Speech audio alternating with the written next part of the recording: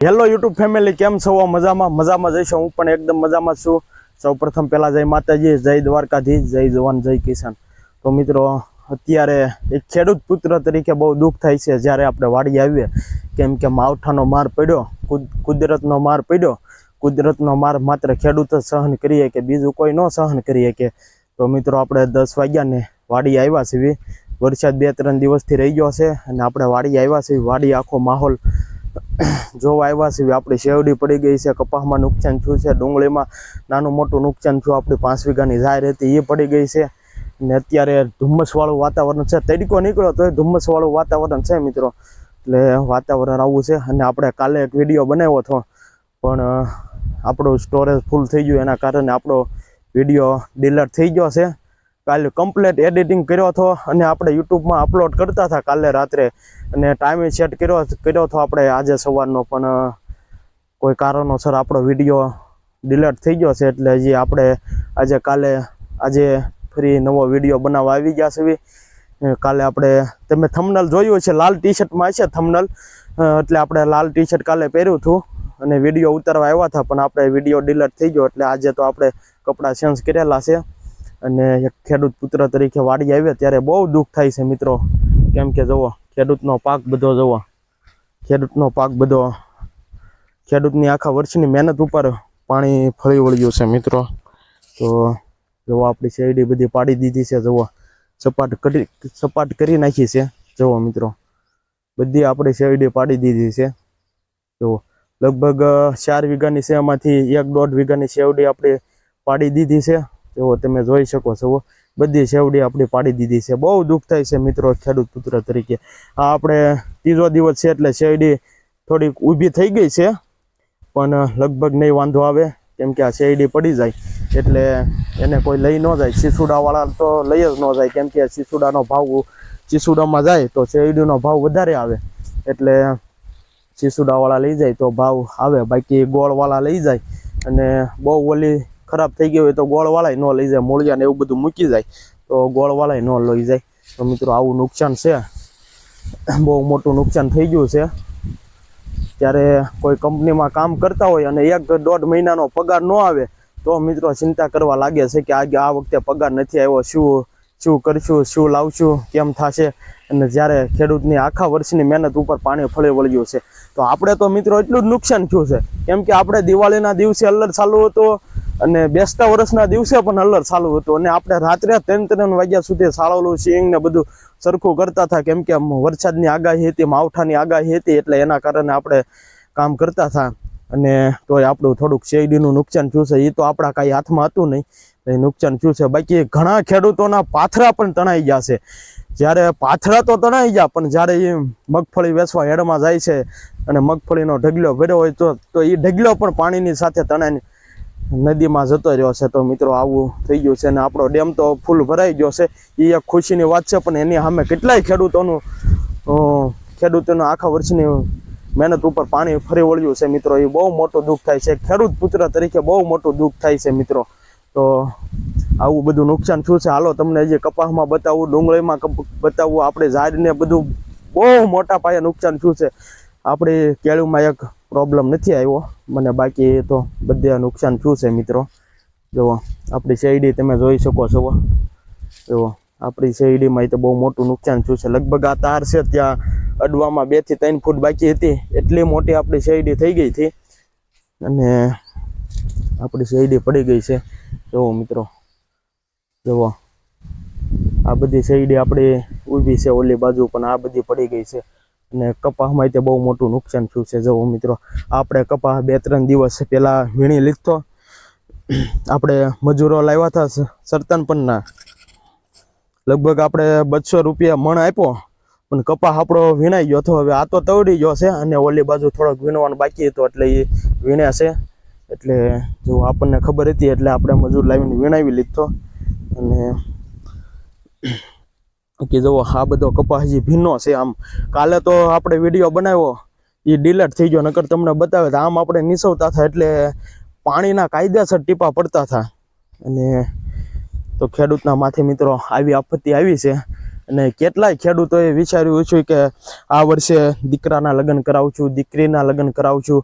સોનાનો ભાવ કેટલો બધો ઊંચો વયો ગયો છે, તમને ખબર છે કે સારો પાક થાય તો દીકરીને દીકરાના લગ્ન કરાવશું અને કંઈક ખેતીના સાધનો લેશું, 2 વ્હીલ લેવું કે 4 વ્હીલ લેવું, એવા કેટલા બધા સપના જોયા હશે. કોઈક ખેડૂતોને લેણું થઈ ગયું હશે તો લેણાવાળાને આપણે પૈસા દેવું, એવું કેટલું બધું આયોજન કર્યું હશે ખેડૂતે, પણ બધી મહેનત ઉપર પાણી ફરી વળ્યું છે. હજી ખેડૂતોએ હજી બિયારણવાળાને દેવાના બાકી છે પૈસા, દવાવાળા, બિયારણવાળા, ટ્રેક્ટરવાળા, ખેડવાળા, મજૂરોને, દાડિયાને, અને એ બધાને હજી દેવાનું બાકી છે. અને છતાં પણ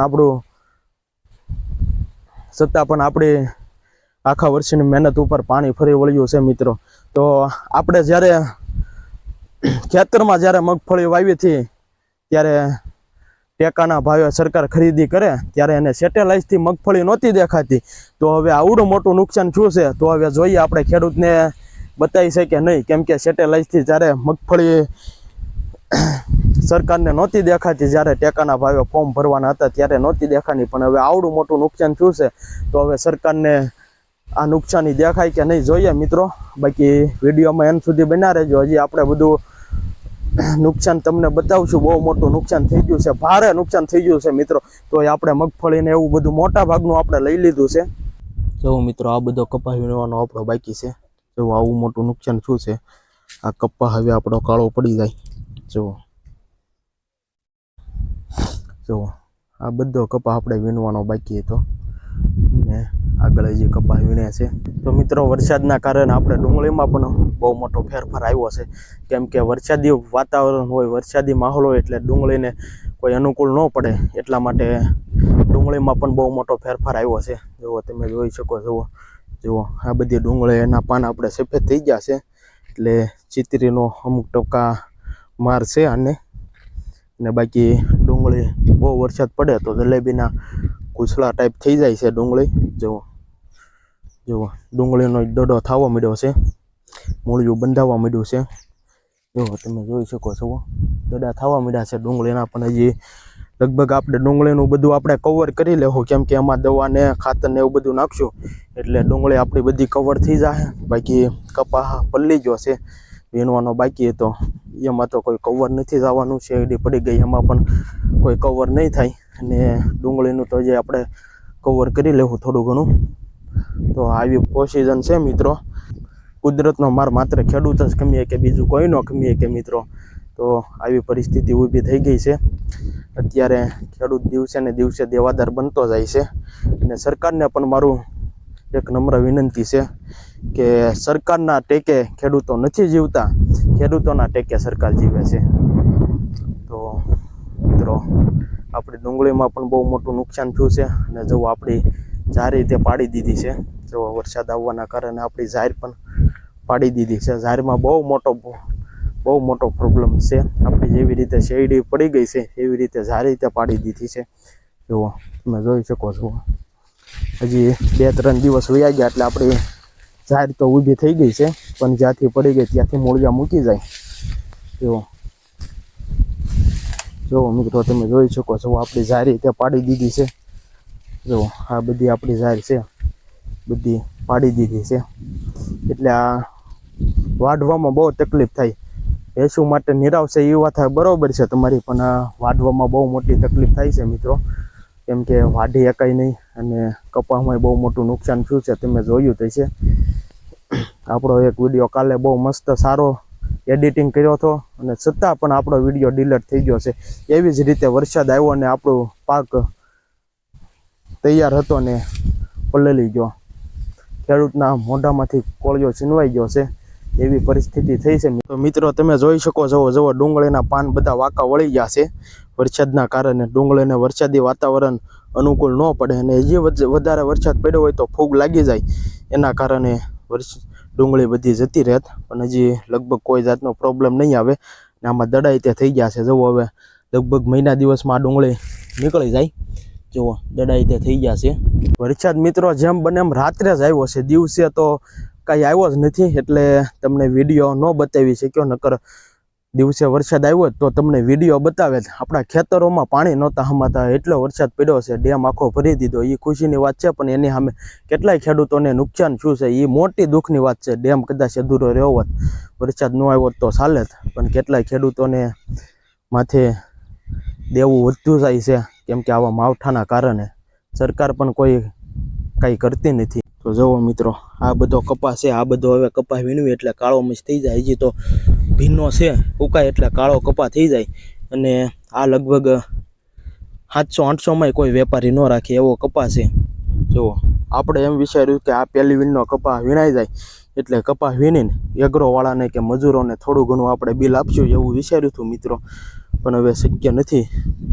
આ નવો ફાલ કોક છોડવામાં છે, બાકી અમુક છોડવામાં નથી. એટલે જે પહેલી વીણ આવે એ જ મહત્વની વીણ હોય છે, અને એ જ પલ્લી ગઈ છે. ખેડૂત માવઠાનો માર પડ્યો એનો કોઈ પ્રશ્ન નથી, પણ ખેડૂતને ટેકો દેવાવાળું કોઈ નથી. કેમ કે અત્યારે તમે જોઈ શકો છો, બોટાદમાં કડદાકાંડ થયો હતો, ખેડૂતને સાથ દેવાવાળું કોઈ નહોતું. પોલીસ પણ એટલો લાઠીચાર્જ કરતી હતી. કોઈ રાજકારણ, કોઈ નેતા પણ એની સાથે ઊભા રહેવા તૈયાર નહોતા. કેમ કે જ્યારે સરકારના જ લોકો કમિશન ખાતા હોય છે, એટલે સરકારે એમાં શું કરે, તો આવી બધી પરિસ્થિતિ થઈ છે મિત્રો. તો જો મિત્રો, આ બાજુ શેરડીમાં કોઈ જાતનો પ્રોબ્લેમ નથી, કેમ કે ઓલી બાજુ આપણે કપાસ નહોતો એટલે કપાસના કારણે પવન સીધો શેરડીને લાગતો હતો, ને આ બાજુ કપાસ હતો એટલે ઓથારો પડતો હતો. અને જો આમાં આપણે સિંગ હતી, વરસાદ આવવાના કારણે ખડ જામી ગયું છે, બિયારો પાકી ગયો છે. જુઓ બિયારો બધો પાકી ગયો છે મિત્રો. અને આપણી શેરડીમાં તે કોઈ જાતનો પ્રોબ્લેમ નથી. હવે વરસાદના કારણે ન પડે તો. અને જુઓ ઢાળાઈ તે જુઓ એકદમ મજબૂત છે. જુઓ કોઈ જાતનો પ્રોબ્લેમ નથી. તો શેરડી કેટલી ઊંચી થઈ ગઈ, આપણે લગભગ 1.5 માથોડું જેટલી ઊંચી છે. જુઓ, બાકી બીજો કોઈ પ્રોબ્લેમ નથી શેરડીમાં. જુઓ, તમે જોઈ શકો છો. જુઓ, 1 નંબર શેરડી છે. જુઓ મિત્રો, આપણી બીજી વાડી હતી એમાં વરસાદ લાગી ગયો છે. જુઓ, વરસાદના કારણે આવી રીતે ડુંગળી બધી ઢળી જાય છે. જુઓ, તમે જોઈ શકો છો. જુઓ આવી રીતે, જુઓ, અને વરસાદ લાગી ગયો કહેવાય. હવે આમાં ફૂગનાશક ને એવું બધું ટ્રીટમેન્ટ બધી બહુ કરવી પડે, પછી ડુંગળી ઊભી થાય. જુઓ, ઘૂસળા થઈ જાય છે. જુઓ, જલેબીના ઘૂસળા કેમ હોય એવી રીતે બધી ઘૂસળા થઈ ગયેલી છે. આપણે એટલા સેટે આવી ગયા છે, ત્યાં પણ કોઈ જાતનો પ્રોબ્લેમ નથી શેરડીમાં. જુઓ, અને આ બાજુ કેળ આવી ગઈ છે. કેળમાં તે હજી કોઈ જાતનો પ્રોબ્લેમ નથી, કેમ કે હજી કેળું વયાણી નથી, એટલે કે ઘડ્યું નથી આવી. તો કેળુમાં મિત્રો અત્યારે પીલા કાપવાનું કામ ચાલુ છે. જુઓ, આ જે નાના પીલા હોય એ કાપી નાખવાના હોય છે. એ પીલા બધા કાપી નાખવાના હોય છે. જુઓ, આ બધા નાના પીલા હોય એ બધા કાપવાના હોય છે. તો કેળુમાં મિત્રો કોઈ પણ જાતનો પ્રોબ્લેમ નથી. કેળનો એક પણ છોડવો ડેમેજ નથી થયો, કેમ કે કેળું હજી નાની છે. જો હવે મોટી થઈ જાય ને ઘડ્યું આવી જાય તો કેળુંને ટેકા મૂકવા પડે, કેમ કે કેળું નમી જાય અને વજન થઈ જાય તો ભાંગી જાય. એટલે શેરડીમાં ડેમેજ છે, પણ હજી કેળુમાં કોઈ પણ જાતનો પ્રોબ્લેમ નથી આવ્યો. જુઓ, તમે જોઈ શકો છો. જુઓ, આ શેરડી આપણી પડી ગઈ છે, પણ કેળમાં કોઈ પણ જાતનો પ્રોબ્લેમ નથી. જુઓ, વરસાદ આવ્યો એના કારણે કેળુંને તો એકદમ સારી થઈ ગઈ છે, વરસાદનું પાણી મળ્યું એટલે. તો જુઓ મિત્રો, આપણે કેળુમાં પીલા કાપવાનું કામ ચાલુ છે. જુઓ, બાપુજીને એભલાતન બધા પીલા કાપે છે. જુઓ, કેળું મોટી થઈ જાય એટલે પીલા કાપવા પડે. જુઓ, આવી રીતે પીલા કાપવાના હોય છે. જુઓ મિત્રો, એભલાતા પીલા કાપે છે. જુઓ, આવી રીતે બધા પીલા કાપવાના હોય છે. જુઓ, એના સ્પેશિયલ દાંતડા જ આવે. જુઓ, તો મિત્રો પીલા કાપવાનું કામ ચાલુ છે. બાપુજીને કાકાને એભલાતા ને બધા પીલા કાપે છે. અને કેળુમાં કોઈ પણ જાતનો ડેમેજ નથી. શેરડીમાં આપણે નુકસાન થયું છે, ડુંગળીમાં થયું, કપાસમાં થયું, ઝાર એવું બધું નોખું નુકસાન થયું છે. તો આપણે મગફળીમાં 2-3 દિવસથી રાત ને દિવસ કામ કર્યું હતું. દિવાળી આપણે નહોતી કરી, એના કારણે સિંગ આપણી બધી ભેગી કરી લીધી છે. સિંગમાં પલ્લી નથી, એટલે સિંગમાં કોઈ જાતનો પ્રોબ્લેમ નથી. સહી સલામત સિંગ અને મગફળીને સારોનું બધું આપણે ભેગું કરી લીધું છે. અને કેળુમાં બધું કામ ચાલુ છે. જુઓ મિત્રો આપણી કેળું આવી છે, જુઓ તમે જોઈ શકો છો, જુઓ કોઈ પણ જાતનો પ્રોબ્લેમ નથી. જુઓ મિત્રો આપણે આજનો વિડીયો અહીં સુધી રાખીએ. બને એટલો આપણો આ વિડીયો શેર કરજો. મને ખબર જ છે કે ખેડૂત પુત્ર સિવાય આ વિડીયો કોઈ નહીં શેર કરે, એટલે મિત્રો આ વિડીયો વધારેમાં વધારે શેર કરજો. બાકી આવા નવા વિડીયો જોવા માટે આપણી ચેનલ સબસ્ક્રાઈબ કરો. મળીએ કાલે ફરી એક નવા વિડીયો સાથે. ત્યાં સુધી બધાને જય માતાજી.